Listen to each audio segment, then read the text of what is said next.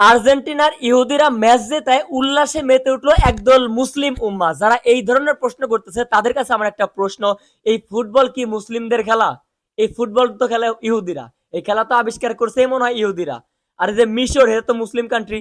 আপনারা এখন এই যে হাদিসটা টেনে আনতেছেন সামনে, আরো অনেক ইসলামিক বিষয় এখানে টেনে আনতেছেন।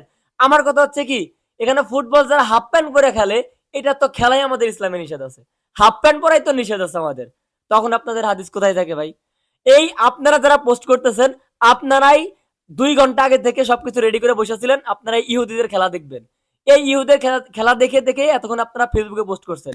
এই ইহুদিদের ফেসবুকে আপনারা পোস্ট করছেন। খেলাটাকে খেলার জায়গায় রাখেন, ধর্মটাকে ধর্ম জায়গায় রাখেন। এখন আপনারা যদি মনে করেন যে ধর্ম নিয়ে আসবেন সব জায়গায়, তাহলে সবকিছু অবৈধ।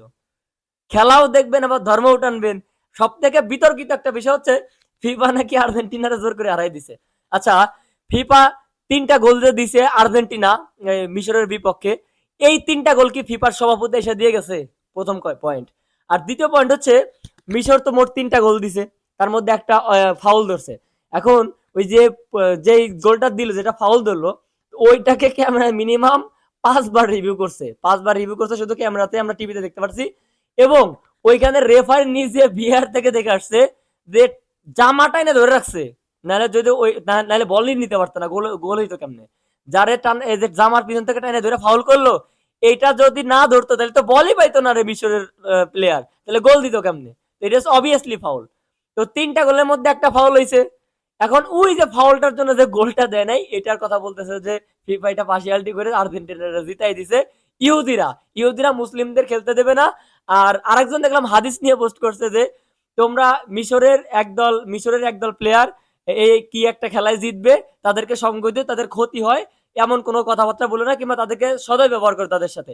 হাদিস টেনে নিয়ে আসছে। চিন্তা করেন যে এটা আমাদের মনে হয় যতদূর জানা আছে ইসলামে আমাদের এই ফুটবল খেলাই জায়েজ নাই, সেইখানে টেনে নিয়ে আসছে হাদিস। এইগুলো হচ্ছে মনে হয় বেশিরভাগ ব্রাজিল ফ্যান আর পর্তুগাল ফ্যান, মানে এদের মাথা নষ্ট হয়ে গেছে।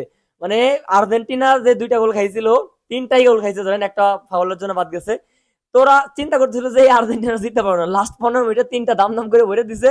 এইটা আর সহ্য করতে পারতেছে না। এখন হাদিস টেনে নিয়ে আসতেছে, ইসলাম টেনে নিয়ে আসতেছে, ধর্ম টেনে নিয়ে আসতেছে, আবার নবীর দেশ টেনে নিয়ে আসতেছে। ভাই মানে কতটা সাইকোরা! যে ইহুদিরা ফুটবল তৈরি করছে, যে ইহুদিরা ফেসবুক তৈরি করছে, সেই ফুটবল খেলতে গেছে ইসলাম রাষ্ট্রের প্লেয়াররা, তাদেরকে বলতেছে যে তারা হচ্ছে ওই ইহুদিদের ফুটবল খেলতে গেছে, এখন তারাই ওই এদের এদের বিপক্ষে চলে গেছে, অথচ এরাই ফুটবল নিয়ে বেশি মাতামাতি করতেছে। তোরা যদি তোরা যদি এতই ভাই ধর্ম মানতে, তাহলে ফুটবল খেলা দেখোস কেন ভাই? এতক্ষণ ধরে ফুটবল খেলা দেখলি, দেখার পরে যখন দেখতেছে তোদের মনের আশা পূর্ণ হয় নাই,